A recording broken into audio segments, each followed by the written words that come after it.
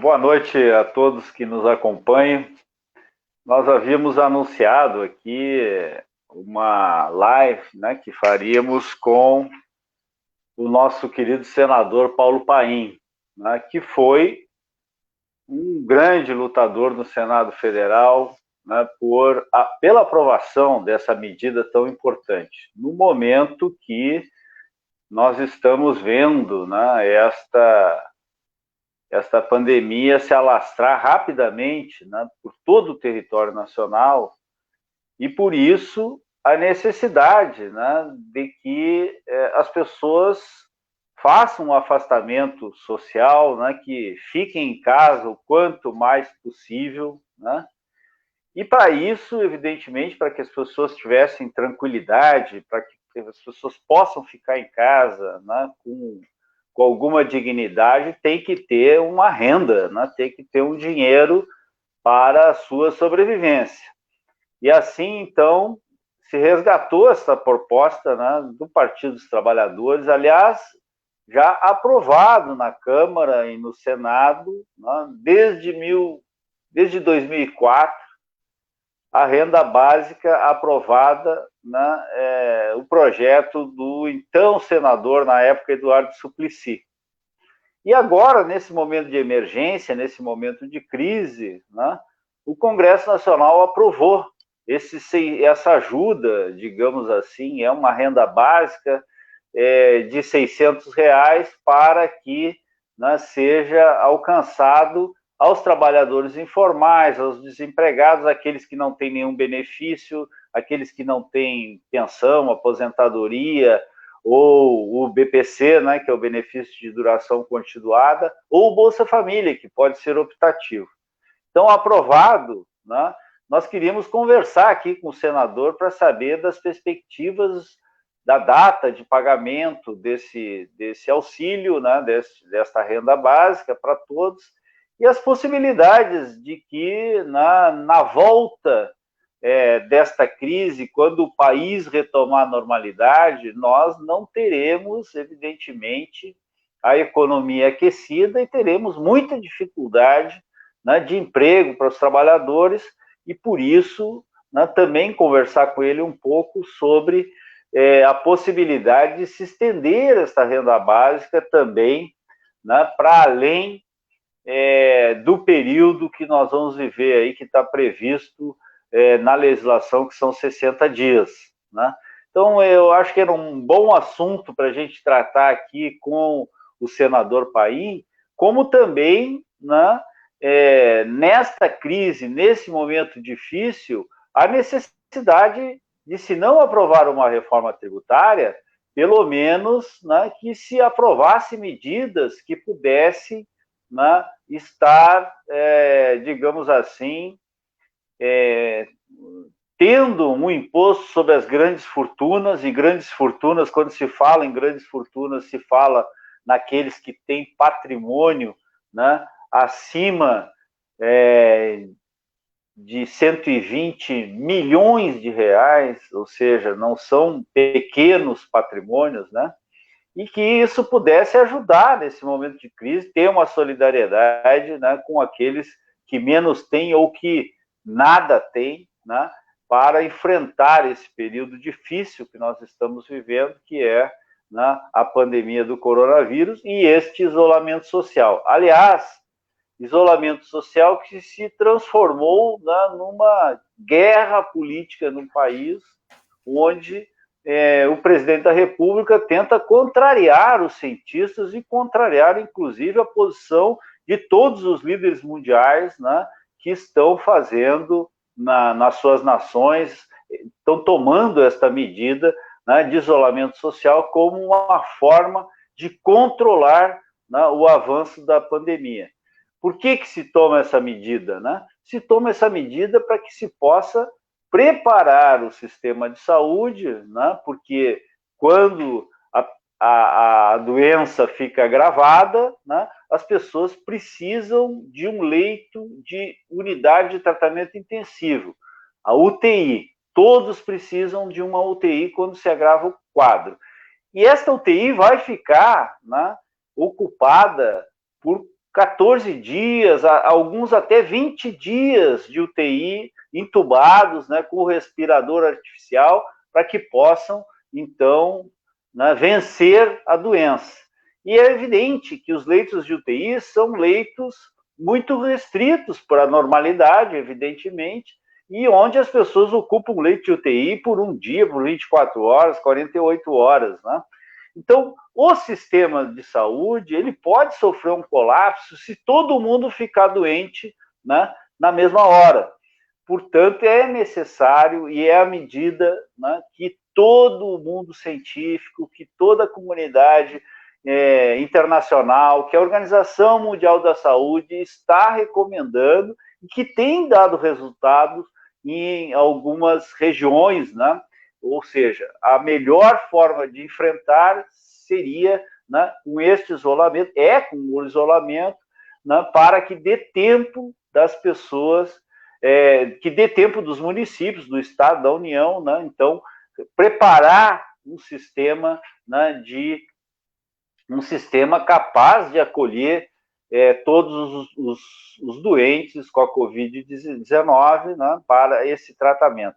Então, eram temas aqui que nós teríamos grande satisfação, né, de estar debatendo, né, ouvindo toda a experiência do senador Paim, que no Congresso Nacional, eu sempre digo, né, ele não é um senador do Rio Grande, ele se transformou num senador do povo brasileiro, dos trabalhadores, dos aposentados, né? Ele é autor do Estatuto da Igualdade Racial, né?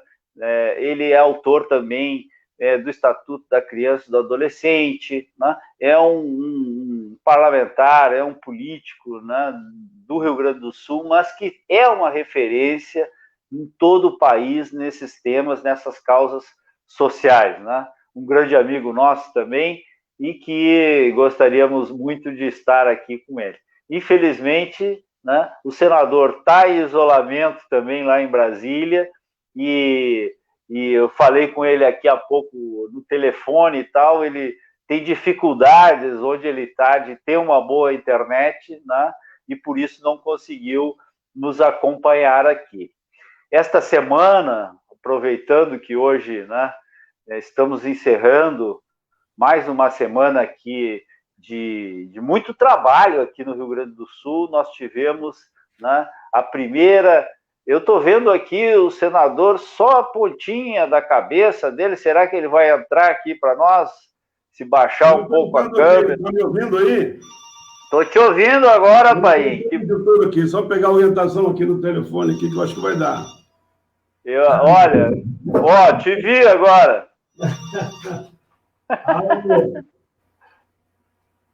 Fale. Bom, acho que melhorou lá as condições. Vamos ver agora se o senador consegue... Senador? Eu lhe vi passar na frente da Câmara. Agora sim! Olha só! Que fina estampa! Agora sim! Beleza, Marrone, muito bom te ver, viu? Que alegria, senador, vê-lo. Em que pese a gente... Não, né? Porque a internet lá onde eu estava não tinha como o celular... Mudaram aqui de companhia e eles conseguiram colocar aqui no computador. Agora sim, que maravilha. Tudo à distância, hein? Tudo à distância. Tudo à distância. Eu estou isolado aqui. Tá bem, senador? A saúde está bem? Graças a Deus, Marrone. Fiz o teste deu negativo, mas pelo motivo da idade, né? Eu sou pré-diabético e tenho hipertensão. Os médicos recomendaram que eu ficasse nessa quarentena. Eu estou seguindo na íntegra, né? A recomendação que foi dada, mas estou trabalhando mais do que antes, viu? Porque é impressionante isso, né? Nós sempre todo o tempo acompanhando, debatendo, apresentando emendas. Agora mesmo fechamos lá essa última medida provisória, que é gravíssimo, né? Nós apresentamos 39 emendas, foram 957 emendas apresentadas. Nessa medida provisória 936, né? com o objetivo de alterar ela para atender, de fato, o interesse da população. E eu percebi que a maior demanda, Marrone, nós que conhecemos bem o que é a negociação entre empregado e empregador, com todo o respeito que temos que ter, naturalmente, eu sempre digo que, ao contrário do que muitos pensam, nós temos uma preocupação com o empregado e com o empregador, né?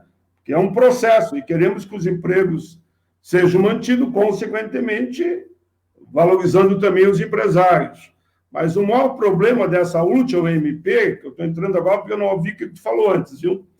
É exatamente na questão do contrato e do acordo individual, que nós queremos, que a OAB recomenda, que a Anamatra recomenda, que as centrais recomendam, enfim, as demandas que lhe chegam era para assegurar que os acordos têm que ser coletivos, com a participação com as entidades sindicais, para ver o que é mais viável para o trabalhador.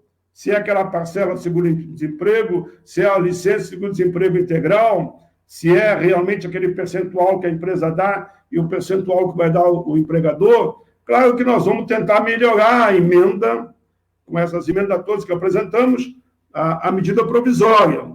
Mas o que nós estamos insistindo muito, acho que há condição de alterar, é nós fazer com que as negociações sejam coletivas, com a participação das entidades sindicais. Isso é bom para os dois lados, é um equívoco. Qualquer país capitalista do mundo, não estou nem falando aqui em outro sistema de governo, ou se é um sistema socialista, enfim, o que nós estamos falando é que em qualquer país capitalista do mundo, os sindicatos existem. E eles cumprem um papel fundamental na negociação, até na concertação e no entendimento. Por isso que tenho dito na tribuna do Senado que esse governo tem que parar de bobagem e chamar todo o setor e da sociedade para conversar. Nós estamos num estado de guerra. E num estado de guerra contra um inimigo invisível, que é esse vírus, nós temos que chamar todo mundo e nos entrincheirar aqui no Brasil para, nesse momento, defender o interesse do povo, a vida, os empregos dentro do possível. Muito bem, se eu mesmo boto plaquinha dizendo fique em casa, fique em casa, fique em casa, é natural que eu me veja dentro da fábrica e o peão dizendo, sim, eu fico em casa, mas aí o meu salário, né? Então nós temos que ter, o Estado é para isso, para dizer, ó, como está fazendo a Alemanha, como está fazendo a França, como está fazendo a própria Itália, que atrasaram, por isso que aconteceu lá, ficam em casa, mas há uma compensação financeira para eles se manter. O primeiro projeto que aprovamos foi para os informais, aqueles que têm mais dificuldades, né? Os que não estão com carteira assinada. Ali é um leque enorme. Eu mesmo apresentei uma emenda que foi de quilombola, indígena, a micro, pequeno, músico, enfim, todos aqueles setores que estão parados, né? Mas foi correto. Aí, deixa...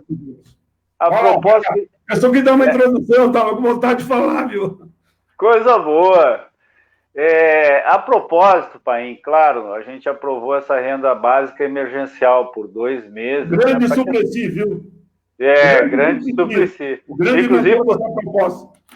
Foi citado na nota dos governadores, né, um reconhecimento importante.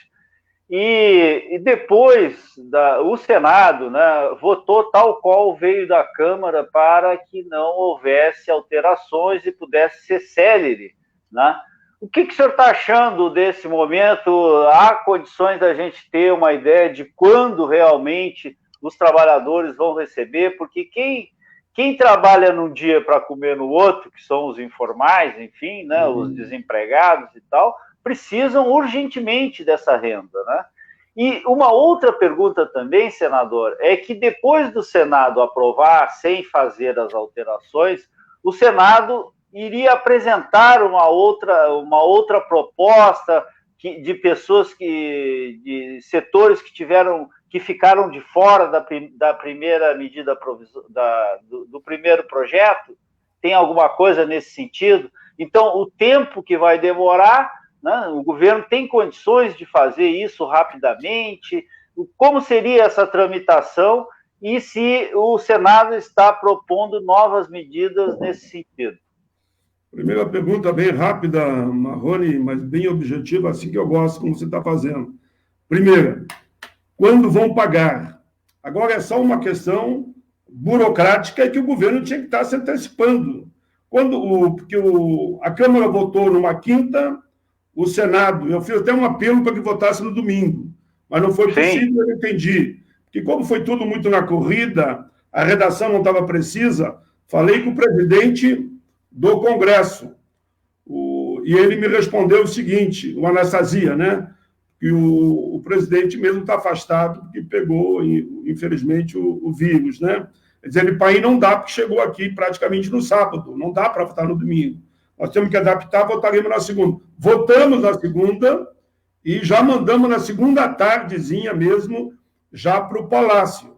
O Palácio se amarrou naquela burocracia enorme deles, mas, enfim, esta semana ainda conseguiu sancionar e promulgar. Mas, nesse período, nós já estávamos cobrando que a regulamentação, a operação tinha que ser feita.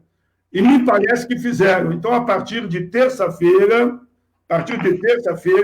já começa a primeira turma a receber. Acredito eu que no longo desses, até o dia 15, no máximo, todos os 3 setores vão estar recebendo 600 a 1.200. A maioria, eu diria que vai pegar 1.200, porque numa casa, infelizmente, do informais, os 2 estão desempregados. Então, pega 600 mais 600. Na casa onde a mulher, e acontece muito no Brasil isso, o homem se manda embora e a mulher tem que cuidar da casa dos filhos, ela ganhará as 2 partes. Ela ganhará também os 1.200. E vice-versa também, né? A mulher foi embora, o homem está sozinho, ele também ganhará os 1.200. E ainda, se tiver uma menina grávida com 18 anos, por exemplo, né? Ela também terá direito a receber esses R$600. Enfim, numa primeira, digamos, investida que foi feita para atender os informais, aqueles que mais precisam, né? Aqueles que você falou, que estão na beira da praia ou vendendo ali, né? E trabalhando, ou mesmo na beira das ruas, das faixas. Eu moro longe aqui do Congresso, precisa ver o número de barraquinha que aumentou nos últimos tempos, devido ao desemprego que eles disseram que ia melhorar muito. Infelizmente, não aumentou coisa nenhuma. Reforma da Previdência, reforma trabalhista, MP da Liberdade Econômica, a outra 905, que foi outra reforma, e tudo piorou. Mas depois veio o vírus. Piorou ainda mais, porque agora que tinha a barraquinha do cara se defendia, não pode mais vender. Estão proibidos de vender. Esses vão receber, todos eles foram contemplados. Respondendo à segunda já. No segundo projeto, que o Espiridião a mim foi o relator, eu apresentei 11 emendas, ele acatou 6. Mas cada emenda, uma emenda, por exemplo, ia lá da barraquinha lá da praia até o quilombola indígena. Eu coloquei ali, não só eu, mas umas 20 categorias que não estavam contempladas. Músico, enfim, o músico também fechou os restaurantes, fechou tudo. Como é que eles vão viver, né? Todos foram contemplados, não ficou fora ninguém. Taxista, Uber, enfim, todos aqueles que têm um trabalho chamado trabalho informal e que estão prejudicados quando no momento que tu paga toda a economia e tem que pagar mesmo. Se eu estou trancado aqui em Brasília, nem pelo aeroporto posso ir, eu tenho que estar por aqui, pela internet, como estamos fazendo agora, advogando para o nosso povo ter um salário para sobreviver. É isso que nós estamos fazendo. Então, nesse segundo projeto que a Câmara vai votar, creio eu, já a semana que vem, que vai votar, não tem como não votar, nós vamos ampliar o leque dessa primeira turma que foi aprovada agora. Paim, no caso, tem gerado muita polêmica esse tema das empresas, né? O socorro para as empresas não está sendo, né, digamos assim, aquele socorro necessário para honrar as folhas de pagamento e os trabalhadores não ficarem sem renda nesse momento tão difícil. Também é uma polêmica que se estabeleceu só aqui no Brasil, porque nós vimos lá na Inglaterra, acho que foi o primeiro país a dizer que ia pagar 80% do salário, né, dos trabalhadores das empresas que iriam parar. Aqui é o contrário, o governo quer pagar só 25% desta mão de obra. Como é que ficou esse tema aí, Paim? Esse tema chegou no Congresso. É esse aí que está com 956 emendas. Eu fui o que mais apresentou emenda, apresentei 39. depois o outro parlamentar vai fazer 30, mas no total dá quase 1.000 emendas, né? E por quê? Porque nós queremos mudar, e o Congresso vai mudar. Vai mudar para muito pouco investimento. Para essa crise, o Brasil não vai escapar de R$1 trilhão. Isso é um cálculo que eu fiz lá no início, claro, com a minha equipe, naturalmente. Vinha ali com a ideia de 80 bi, 100 bi. Não tem essa. Como já dizem muitos economistas, tiver que imprimir moeda, vamos imprimir. Vamos salvar vidas. O resto a gente resolve depois. É um caminho. Então, nós todos estamos trabalhando com a ideia, e nesse aspecto o Congresso está muito solidário, o Congresso que estava muito reacionário para mim, naquelas reformas da Previdência Trabalhista, não quero repetir, Liberdade Econômica, MP 905, tudo tirando direitos, agora parece que levaram uma chacoalhada. Porque esse chamado vírus, ele ataca todo mundo, é rico, é pobre, e Brasília sabe que é a cidade que tem o mais alto índice de contaminação. 13%. Por quê? Porque aqui tem muito rico e viaja pelo mundo todo, trouxeram para cá. São Paulo é 8%. Para tu ver a diferença, quase o dobro, né? 13 para 8. Mas eles estão sentindo que isso vai pegar todo mundo.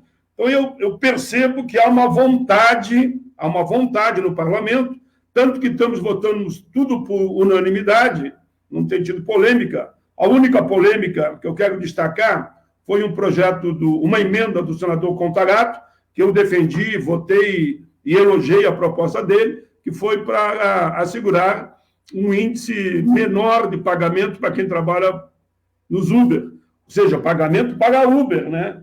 Para o chamado aplicativo. Assim fica um pouco mais na mão do trabalhador num momento difícil como esse. Mas são milhares de emendas, tem emendas para todo gosto, melhora para o micro, para o médio, melhora para o trabalhador, melhora para o empresário que tem só o seu negocinho ali, com ele e a família, todos são beneficiados. Eu acho que o Espiridião a mim, e nós somos muito solidários um com o outro lá, independente das divergências partidárias ou ideológicas, que esse não é o momento de fazer esse debate. Eu tenho dito, o debate agora é salvar vidas. Temos que caminhar junto, divergências vai lá para um segundo momento. Estamos avançando, vai sair um belo projeto do Senado, foi para a Câmara, agora vamos também cobrar da Câmara que aprove com rapidez, como nós estamos aprovando com rapidez tudo o que vem da Câmara dos Deputados. Claro. Paim, também nesse processo de debate, né, sobre os recursos, de onde viriam os recursos, tem essa proposta de a taxação, né, um imposto sobre as grandes fortunas, sobre os bilionários desse país, que estão isentos, né, de remessa de lucros para o exterior, né, que pagam muito menos imposto de renda do que qualquer trabalhador assalariado, e que seria um momento, né, de se aprovar uma medida, né, para que esta renda pudesse ser também ajudar nessa crise que nós estamos vivendo. Ou seja, o imposto sobre fortuna tem alguma possibilidade de se aprovar? Tem. Eu vou dizer por que tem. Eu, inclusive, foi a minha fala agora do último dia, na sexta-feira, ou na quinta, né? Porque é tanta coisa que a gente tem que tratar lá, Marrone, que a gente fica quase louco. Mas eu fiz a seguinte fala, inclusive, e tenho ela aqui anotada, porque eu faço algumas frases e depois desenvolvo lá, né? Sim. Tem 4 projetos para tributar as grandes fortunas, que só com esse, independente do que tu falou, outros importantes aí, juros e dividendos, enfim, que nós podemos aplicar em cima do lucro dos grandes poderosos do sistema financeiro, mas vamos falar nas grandes fortunas. Grandes fortunas, tem um projeto de 2015 que é de minha autoria. Tem um projeto de 2019, senador Plínio Valério. 2020, senador Regufe. 2020 também, senador Eliane Gama. O que eu tenho dito e falei na tribuna do Senado e vou repetir aqui. Não é questão de ser, normalmente pela história, o mais antigo que encabeça. Mas não estou preocupado com isso. Qual foi a minha orientação? Pedi que todos fossem apensados num único projeto, né, os 4, indicam o relator e ele faça um substitutivo. E eu não estou preocupado quem é que ele vai dizer que foi o primeiro que apresentou, o qual ele vai encabeçar. Eu quero é que seja aprovado esse projeto. E os dados que eu tenho, por exemplo, dos auditores fiscais, que a arrecadação, só nesse projeto, daria uma ordem de imediato de 50 bilhões por ano, 50 bi por ano, que seria destinado todo para a saúde, seria esse acordo. Países como a Espanha introduziu em 2011, a Argentina, 1973, Uruguai, 1964, países como a França, eles mantêm, mas só no momento difícil como esse que eles destinam o dinheiro para a área correspondente. E eu falei uma frase no meu discurso em defesa, uma frase que é do Bill Gates, onde ele disse que bilionários como eu, no caso ele, né, temos mesmo que pagar mais, diz ele, bem mais tributos, pois nós somos grandes beneficiados do sistema. Frase não é minha, apenas estou repetindo, do Bill Gates, demonstrando que a maioria dos países do mundo, eu estou falando do país do primeiro mundo, todos têm tributação sobre grandes fortunas e grandes heranças ainda. No Brasil não tem nada. Só no Brasil, essas barbadas, e eu termino com essa frase para te passar a palavra, sabe que o Brasil, Marrone, eu sei que você sabe, mas muita gente que está assistindo não sabe, é o país da maior concentração de renda do mundo. Do mundo. Claro, eu estou falando de país democrata, não vou, se ditadura de um extremo do outro, não vou falar aqui agora. Mas é claro, o país da maior concentração de renda do mundo. 1% detém aquilo que os outros 90% têm que dividir entre eles a menor parte. É triste, né? Essa herança que nós temos aqui, né? Paim, do ponto de vista assim, político, né? O que leva um presidente da República a se contrapor à ciência, no caso desse tema do debate do afastamento social, e se contrapõe também, inclusive, ao Fundo Monetário Internacional, o Banco Mundial, agora, todos eles, né, keynesianos, digamos assim, né, para fazer uma intervenção do Estado no domínio econômico, na questão econômica do país, para enfrentamento da crise. Ou seja, né, inclusive o grande ídolo do nosso presidente, que é o Trump, né, vem nesta linha, ou seja, não há nenhum país hoje que esteja destoando disso. O que leva esse presidente, né, falar essas barbaridades do ponto de vista da economia e também do ponto de vista da sanidade, da seguridade das pessoas? Marrone, eu adotei um sistema há muito tempo e que eu espero que tu entenda, eu não cito o nome dele. Não cito na tribuna, não cito em Twitter, não cito em nada. Não cito mesmo. É uma decisão que eu tomei há muito tempo, pensando no povo brasileiro, né? Mas o que eu acho que está acontecendo, Marrone? Ele consegue ser contra o próprio ministro da Saúde dele. Sim. E o ministro da Saúde dele está tendo uma postura equilibrada e uma boa postura. Se me perguntar qual é o melhor ministro desse governo, eu disse que era o ministro da Saúde. Está tendo uma postura, para mim, boa. Alguém diz, mas ele no passado, não quero saber o passado, quero saber que no presente está tendo uma postura boa, que ele está firme nessa visão que a população tem que ficar em casa. Infelizmente, o mandatário maior do país, ele só vive da polêmica. Se não for a polêmica, ele não existe. Porque, se você olhar um pouco a história, ele nunca teve programa nem de governo, ele ganhou na polêmica só. Criava polêmicas onde não existia polêmica para não fazer o debate de programa de governo. E ele tem uma postura ainda, eu lamento muito, e se ele estiver ouvindo os assessores dele, saia desse campo, venha na linha agora de salvar vidas. O debate político fica para depois. Mas como ele não consegue sair de uma polêmica, de um debate, digamos, muito rebaixado, que não é um debate de programa, de proposta para a economia do país, para a saúde, para a educação, você não vai falar isso. Ele polemiza nos assuntos que não têm lógica, como esse. Ninguém no mundo está defendendo a tese que ele defende. O próprio governo dos Estados Unidos está, inclusive, comprando material, como foi o caso agora que ele comprou material da China, passou na frente do Brasil, que já tinha encomendado, e o próprio da Saúde denunciou isso, e levou para lá. A França também reclamou, mas, enfim, e está mandando todo mundo que é em casa. Sabe, lá nos Estados Unidos, é $1.200 para cada um. Fica em casa, ele manda $1.200 todo mês. $1.200 dá mais de que R$6.000. Dá em torno de R$6.000, eu diria, né? R$6.000. Aqui no Brasil, eles queriam dar R$200. Se não fosse uma pressão política feita no Congresso, nós não teríamos chegado aos 600 e até os 1.200.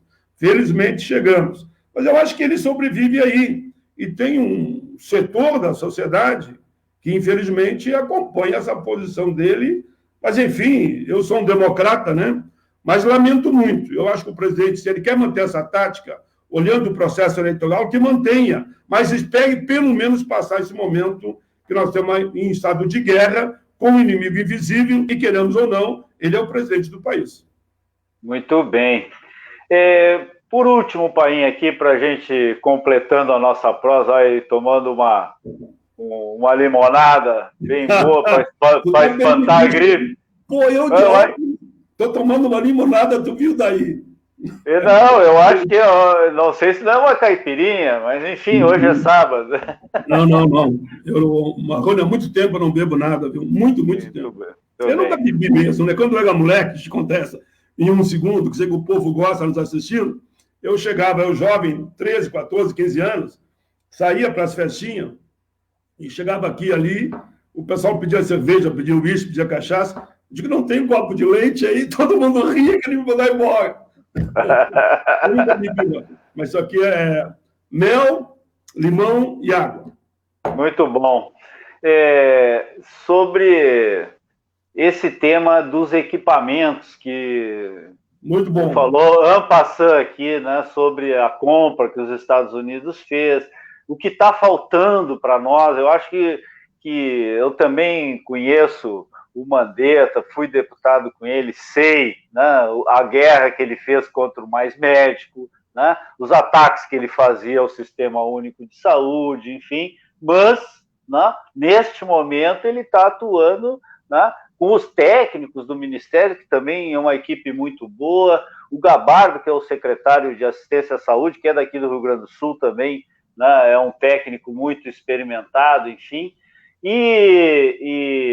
mas nós estamos vendo, né, por exemplo, nas cidades, né, que não tem o equipamento, que hoje nós poderíamos transformar outros leitos hospitalares em leitos de UTI, mas não se consegue o respirador, não se consegue a máscara, não se consegue, inclusive, os testes, né?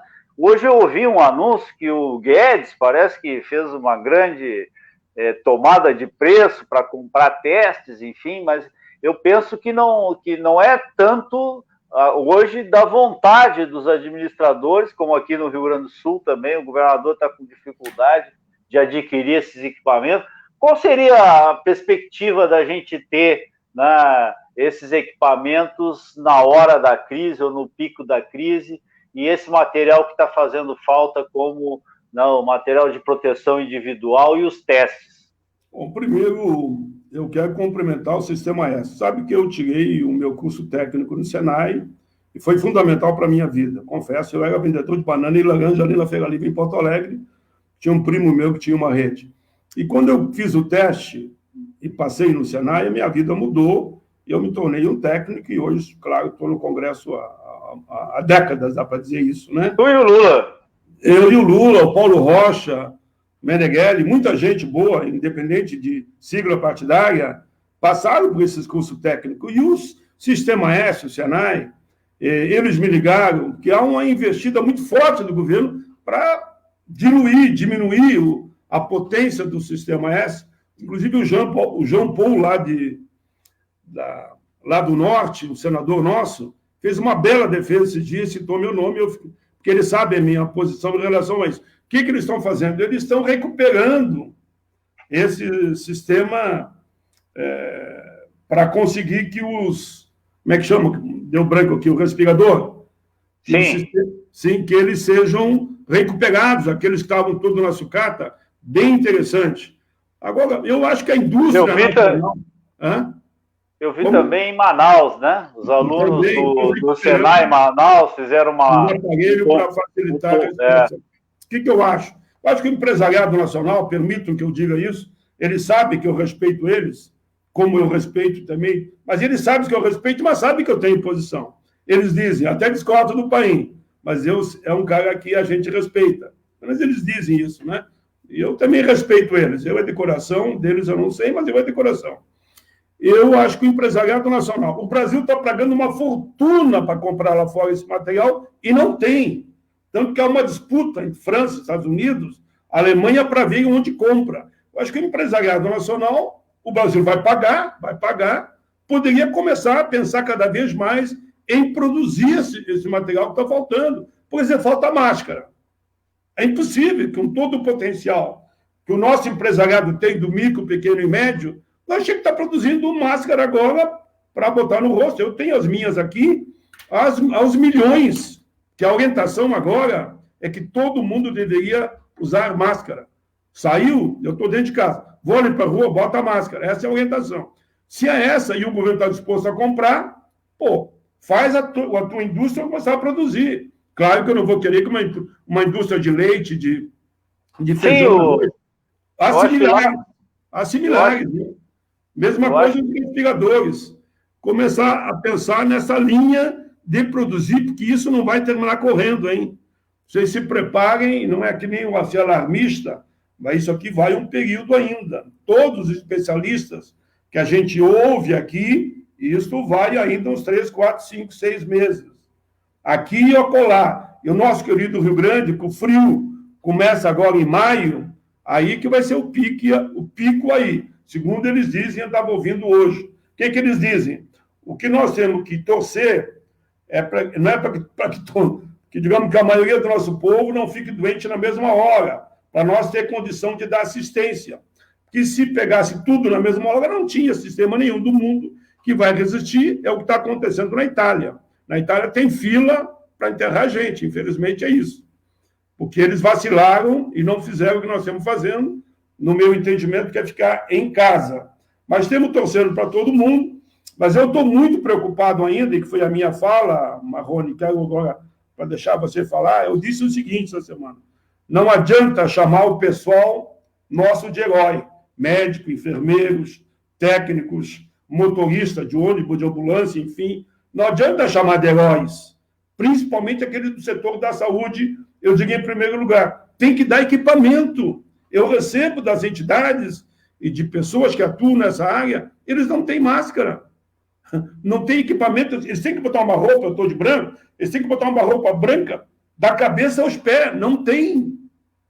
Aqueles que estão lá na base, por exemplo, os profissionais, eu falava hoje com o Tesca do Estado, a esposa dele, assistente social, esse povo todo está nas vilas, nos bairros, ajudando, e eles não têm equipamento de segurança. Eu apresentei 5 projetos nesse sentido. Primeiro, do IPIs, o deslocamento deles, como é que faz? Como é que ele vai para o hospital? Vai de trem? Vai de ônibus? Ele pode estar contaminando pessoas e se contaminando. E depois leva para dentro do hospital. Ou leva a contaminação do hospital para a rua. Sabe? A propósito? Claro, então tem que ter uma viazinha, uma forma de eles deslocar esses profissionais. Alojamento. Não adianta fazer um alojamento. Por pegar o campo do Grêmio, do Inter, porque aqui estão fazendo muito isso, faz um hospital de campanha. Muito bem, é isso mesmo. Agora, vão querer que os profissionais venham para aqui de dia e de noite vão para casa? Qual é o problema de ir para casa? É contaminar a família. Eles têm que ter opção de ter um alojamento decente para eles nos hospitais de campanha. Campanha, mas é no centro da cidade. Quando eu digo campanha, ninguém pensa que vai estar no campo, né? Está aqui no centro da cidade. Os caras têm que ter uma estrutura adequada. Alimentação, café, tudo eles têm que ter. Outra coisa que eu apresentei, Marrone, esse é o mais importante da minha avaliação, além do IPIs, né? Que todo aquele profissional que ficar contaminado, e olha, são quantidade enorme que fica contaminado. 30%. 30% dos profissionais se contaminam. Que eles sejam considerados um acidente de trabalho. Muito importante. Da segurança, tanto o pessoal da enfermagem, inclusive os garis, saindo de um extremo ao outro, né? Porque os garis, eles estão limpando a cidade para a cidade não se contaminar. E pode ver, quando vê eles na rua, a maioria sem proteção nenhuma, mas estão lá, verdadeiros soldados. E muitos vão se contaminar.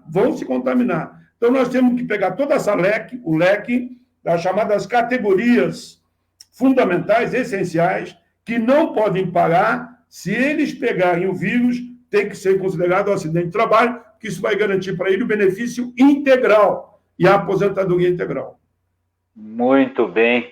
Sim, nós temos aí os profissionais de limpeza que trabalham nos hospitais também, né? O pessoal que está na farmácia, no restaurante, enfim, motoristas, né? O pessoal da logística, que, claro, o país tem que manter, né, os serviços essenciais de alimentação, logística, enfim, isso todos nós sabemos que eles são os nossos heróis que estão nessa guerra, mas precisam ter toda esta proteção. A guerra sem arma. Isso, e no caso de acidente, ser considerado acidente de trabalho. Obrigado, Painha, aí, por essa defesa intransigente dos nossos trabalhadores, né, da área da saúde, os trabalhadores essenciais que estão vivendo esse momento. Essa preocupação, até o senhor me roubou a última pergunta que eu ia lhe fazer aqui sobre... Qual a perspectiva, né, que o Senado Federal tem um debate, evidentemente, com os melhores quadros, melhores técnicos desse país, os cientistas, todos eles sentam aí nessas bancadas, né, das comissões para trazerem, né, o conhecimento a toda a nação. Então, é preocupante esse tema, né, do prazo. Tem gente que acha que, né, daqui a uma semana, nós vamos poder liberar de novo, né, esse isolamento social.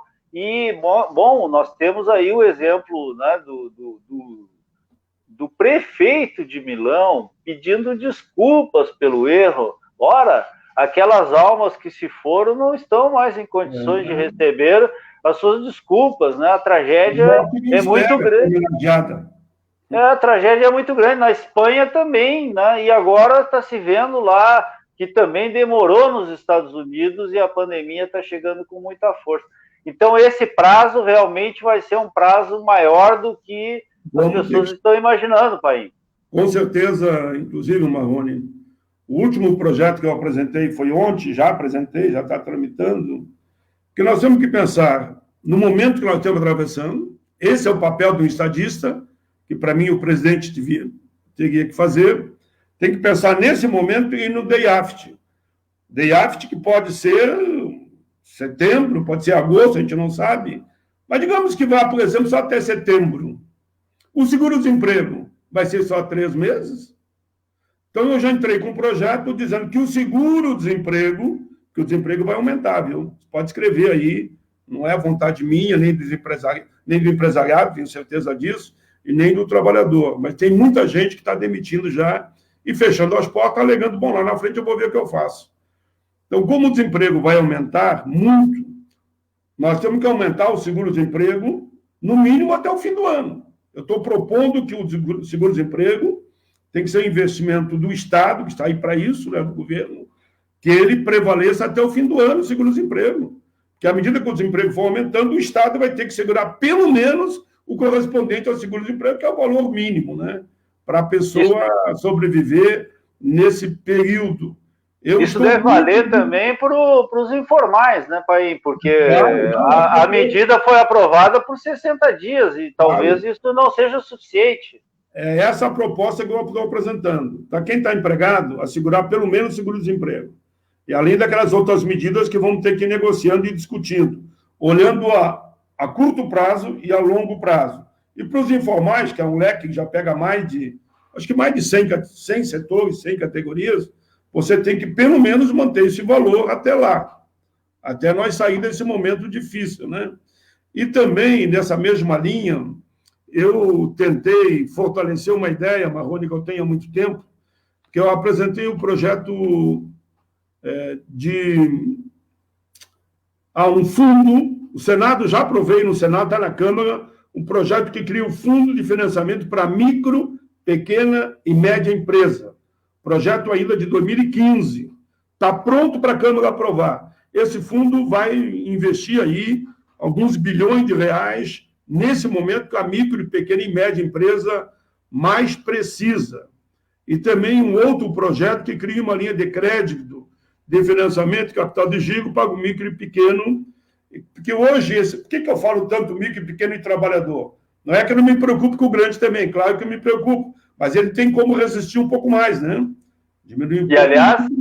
Aliás, as medidas para os grandes sempre são muito rápidas. Eu fiquei impressionado, porque os bancos receberam aí, inclusive, isso tão rapidamente para liberar 600... e para liberar 600 pila é essa novela toda que o governo está fazendo, né? Um dado que eu ia falar, Marrone, que eu acho que é importante, os micro, pequeno e médio representam hoje quase que 70% dos empregos no país e mais de 25% a 30% do PIB. Então, nós temos que olhar para esse conjunto de empresários micro, pequenos e médios, sem deixar de dialogar com todos. Eu digo que tem que dialogar com todos, né? E ainda mais nesse momento. Me perguntaram se eu ia apresentar alguma emenda para preservar, dentro do possível, o Sistema S. Vou sim, não é que o Sistema S não tem que dar também a sua contribuição, mas não dá para aproveitar esse momento, como o governo já quer há muito tempo, trazer um prejuízo enorme para o povo, que terminar com formação, ensino técnico, profissionalizante, não é bom para o país, principalmente agora, mais do que nunca, as novas tecnologias estão aí. O momento é unir todo mundo, caminharmos juntos, e a divergência a gente discute ali na frente. Muito bem. Então, Painha, eu queria agradecer muito aqui, evidentemente, que o nosso senador pode ficar falando aqui 2 horas. Te deixar à vontade, se tem algum tema aqui que tu gostaria de falar para o nosso pessoal aqui na Zona Sul e para o país inteiro. Eu dizia aqui, quando tu não estava no ar, né? Nós temos muito orgulho do nosso senador Paulo Renato Paim, porque ele não é só um senador do Rio Grande. Hoje é um senador do povo brasileiro no Congresso Nacional, porque tem sempre tratado do tema, né, daqueles que mais precisam no nosso país. Parabéns mais uma vez por esse momento que nós estamos vivendo e digamos assim, essa fortaleza que os trabalhadores têm no Congresso Nacional, o nosso senador. Fica à vontade aí, Paim. Marrone, só para dizer que, com muito orgulho, que no período em que tu te afastou, porque não foi deputado, você me assessorou e muito. Então, agradeço tudo o apoio que você me tem dado, o teu conhecimento técnico, político, social. Você é um humanista. É bom a gente falar com pessoas que têm uma visão humanitária. E esse momento é o que nós mais precisamos. Porque, apesar de tudo que está acontecendo, nós estávamos vivendo nesse planeta, cada um pensando por si, e cada um pensando só no lucro, atropelando o meio ambiente, incendiando florestas, agrotóxicos jogando para todo lado sem limite. Não tinha um olhar para o outro, e parece que o planeta deu uma chacoalhada. Claro que eu discordo do vírus, mas eu acho que nós temos, nesse momento, que olhar para dentro da gente e fazer com que a gente fale mais com a alma, mais com o coração. Como você falou, e falando de mim, eu quero retribuir. Esse é o momento de nós fazer uma reflexão. É justo que uns faturem milhões por mês de lucro. É esse que nós queremos tributar, quando que outros passam fome, não ganham R$1.000, ganham metade no salário mínimo, às vezes na informalidade, como a gente tem visto agora. Então, é o momento de todos cederem um pouco. Mas quem é que tem ceder? É quem tem mais. Lógico. Sabe que hoje eu fiz uma fala rápida com a minha equipe, Marrone, eu disse o seguinte: olha, vocês são uma equipe que estão comigo há 40 anos, eu diria. 40 não digo, 33 anos. Vocês, esse período todo que tiveram comigo, vocês foram preparados. Nós temos que agora, mais do que nunca, nesse momento, nos entrincheirar na defesa do povo. O que nós mais precisamos das nossas equipes, mas me permita que eu diga isso, nesse momento? O povo quer informação. Para pegar esses R$600 ou 1.200, o nosso povo não sabe nem como fazer. Então, nós temos que usar as redes sociais para pegar as informações. O meu gabinete, dentro do possível, vai também. Sei que outros gabinetes vão fazer, de todos os partidos, mas é divulgar para o povo saber como ter acesso a esses R$600 ou 1.200, ao seguro-desemprego, essa renda mesmo para os micros e pequenos. Tem micro e pequeno empresário ligando desesperado. Como é que eu faço? É uma confusão enorme e eu não sei como acessar para chegar lá para não demitir. Então, nós temos que ser canais de informação para todos, dentro do possível, até pela equipe que cada um, que eu sei que você tem, a tua equipe competente, preparadíssima aí, agradeço também a minha equipe, enfim, essa gente que está trabalhando há muito tempo com a gente, e nesse momento nós temos que ser soldados da vida, soldados da causa. Cada vez mais eu acho que depois dessa chacoalhada, as políticas humanitárias poderão voltar, mas depende muito de cada um de nós. Foi uma satisfação falar com você, eu não vou alongar, e dizer, Marrone, que eu tenho muito orgulho de caminhar ao lado de homens e mesmo de mulheres que têm essa visão humanitária, que falam com o coração, com a alma, e que amam o próximo, fazem o bem sem olhar a quem. Eu gosto muito dessa frase, fazer o bem sem olhar a quem. Se é branco, se é negro, se é índio, se é quilombola, se é empresário, se é trabalhador, se é intelectual, se é analfabeto, fazer o bem sem olhar a quem. Sempre numa visão humanitária e ter muito cuidado na defesa do ecossistema, do meio ambiente. Abração, muito obrigado. Marrone, um abração, Paim. Um grande abraço, forte abraço, luta aí por nós aí no Congresso Nacional. Estamos aqui também no estado do Rio Grande do Sul, nessa trincheira, para juntos, né? Eu penso que nessa hora nós não somos branco, nem preto, nem homem, nem mulher, nem deste partido ou daquele. Gênero, não interessa nada. Não somos índios nem quilombolas, somos todos, né? Somos todos cidadãos deste planeta na luta contra o coronavírus. Forte abraço, Paim, muito obrigado e boa luta aí para nós. Um abraço, Marrone, prazer, boa noite. Cuidem dos nossos velhinhos. Estou aqui falando em causa própria, viu? Estamos, né? Nós somos os mais vulneráveis. Eu nunca escondo a minha idade, eu tenho 70 anos. Então, vamos olhar com muito carinho, proteja. Se nós protegermos os velhinhos, nós estamos protegendo a nós mesmos. Estou chamando de velhinho, eu não gosto da palavra velhinho, eu gosto mais de idoso, viu? Se bem, né, Paim? Se bem que nesse processo eu fazer um alerta aos jovens, tem uma incidência muito grande de jovens. Aumentou muito. Principalmente. Forte abraço, Paim. Boa noite aí, bom sábado. Falaríamos a noite toda, com certeza. Mas vamos voltar a falar e acompanhar aí a política. Fé e vamos em frente.